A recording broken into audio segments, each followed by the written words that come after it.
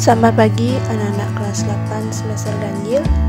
Pada bab 3 tentang struktur dan fungsi tumbuhan di pembelajaran IPA, kita akan memasuki pertemuan kedua tentang struktur dan fungsi daun dan bunga.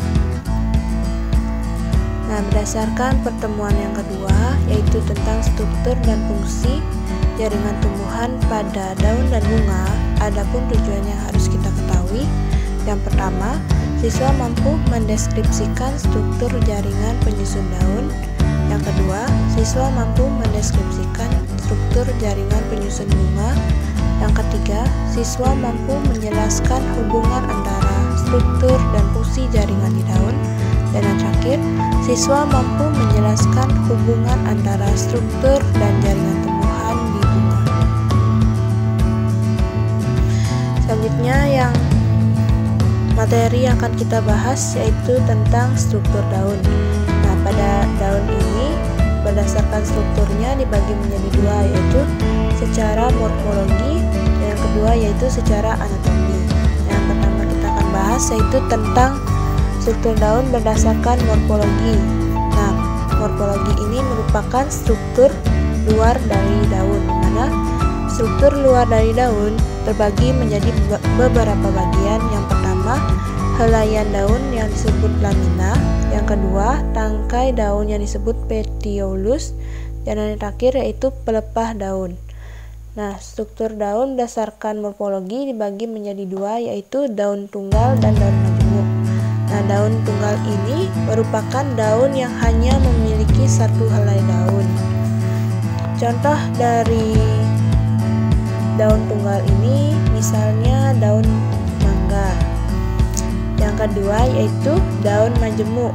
Nah, kalau daun majemuk ini merupakan daun yang memiliki lebih dari satu helai daun pada tangkainya. Contoh dari daun majemuk misalnya daun belimbing dan daun putri madu. Biasanya daun majemuk ada yang berbentuk menyirip, ada pula yang menjari. Daun majemuk yang menyirip juga ada yang tunggal dan ganda. Seperti itu ya, penjelasan dari struktur daun berdasarkan morfologi. Selanjutnya, kita akan menjelaskan struktur daun berdasarkan anatomi atau struktur dalam daun. Di mana pada struktur dalam daun atau anatomi terbagi menjadi beberapa jaringan. Yang pertama, epidermis. Epidermis ini berfungsi untuk melindungi bagian atas maupun bawah daripada sel tersebut. Nah, untuk mencegah penguapan air yang berlebihan, umumnya daun memiliki lapisan lilin atau rambut-rambut halus. Stomata atau mulut daun itu biasanya berfungsi sebagai pertukaran gas. Nah, pada tumbuhan darat, stomata itu umumnya terdapat pada bagian bawah daun, tetapi pada tumbuhan air, stomata terdapat di bagian atas daun. Lanjut yang kedua yaitu jaringan tiang. Nah, jaringan tiang ini disebut palisade.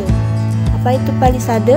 Palisade itu merupakan kumpulan sel-sel berbentuk silindris, tegak, tersusun rapat dan mengandung banyak kloroplas.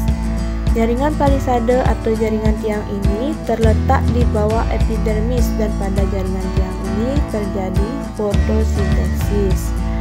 Yang ketiga yaitu jaringan bunga karang atau yang disebut sebagai spons, di mana spons ini merupakan jaringan yang berbentuk tidak teratur dan ada ruang antar sel. Nah, jaringan pada bunga karang atau spons ini tidak rapat dan berfungsi untuk menampung karbon dioksida untuk proses fotosintesis. Dan yang terakhir yaitu berkas pembuluh angkut. Nah, berkas pembuluh angkut itu biasanya terdapat di dalam tulang-tulang daun.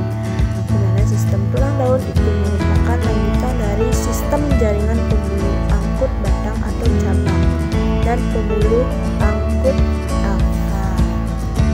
Nah, lanjut pada fungsi daun. Nah, fungsi daun terbagi menjadi 4. Yang pertama, sebagai tempat fotosintesis. Nah, biasanya fotosintesis ini terjadi pada jaringan daun yang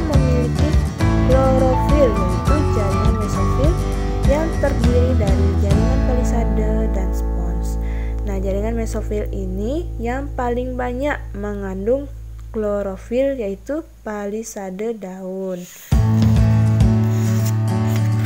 Yang kedua yaitu tempat transpirasi tumbuhan. Tempat transpirasi tumbuhan itu dipengaruhi oleh faktor luar dan faktor dalam. Dari faktor luar yang mempengaruhi antara lain itu misalnya suhu, kelembaban udara, intensitas cahaya, dan kadar air di dalam tanah. Biasanya saat udara itu lembab, transpirasi pada tumbuhan itu terganggu. Dalam keadaan tersebut, tumbuhan akan mengeluarkan kelebihan air dalam bentuk tetesan-tetesan air yang dapat kita lihat pada saat pagi hari atau vedasi. Yang kedua, faktor-faktor dalam yang mempengaruhi tempat transpirasi tumbuhan antara lain ukuran daun, jumlah stomata, ada tidaknya lapisan lilin pada permukaan daun, dan banyak sedikitnya bulu-bulu atau trikoma pada permukaan daun. Yang ketiga, sebagai alat respirasi. Melalui stomata itu biasanya oksigen yang dari luar masuk ke dalam tumbuhan. Oksigen yang masuk digunakan tumbuhan untuk melakukan respirasi atau pernapasan. Respirasi ini bertujuan untuk mendapatkan energi yang terkandung dalam makanan. Melalui proses itu juga biasanya tumbuhan dapat menghasilkan karbon dioksida dan uap air yang dikeluarkan melalui stomata daun. Dan yang terakhir yaitu sebagai alat perkembangbiakan vegetatif. Pada daun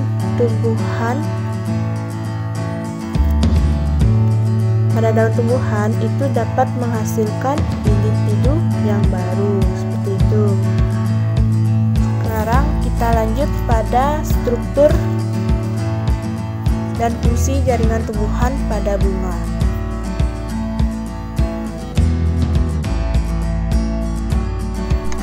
Baik, selanjutnya kita akan membahas tentang struktur dan jaringan pada bunga. Dimana pada gambar di slide ini merupakan struktur bunga yang terbagi menjadi bagian-bagian. Adapun bagian-bagian bunga dan fungsinya, yang pertama kita akan bahas yaitu tangkai bunga atau yang disebut sebagai pedicellus. Pedicellus ini berfungsi untuk menahan bagian-bagian bunga yang ada di bagian atapnya. Di atas tangkai bunga itu terdapat september yang berfungsi sebagai tempat menempelnya tangkai sari. Yang kedua, kotak bunga atau disebut sebagai sepal itu berfungsi untuk melindungi organ bunga bagian atap, terutama sebagai bagian untuk melengkapkan mahkota bunga. Yang ketiga yaitu mahkota bunga atau petal. Mahkota bunga ini berfungsi untuk menarik serangga agar membantu dalam proses penyerbukan dan berfungsi sebagai adaptasi pada beberapa tanaman tertentu. Selanjutnya yang keempat yaitu kepala sari atau antera, itu berfungsi sebagai tempat melekatnya serbuk sari atau polen. Yang kelima, tangkai sari atau filamen, itu berfungsi untuk menyangga kepala sari agar tetap berada pada posisi yang ditentukan. Yang keenam, kepala putih atau stigma, itu berfungsi sebagai tempat melekat dan masuknya polen yang berasal pada kepala sari untuk kemudian itu ditransfer ke bagian ovarium atau inti telur melalui tabung serbuk sari.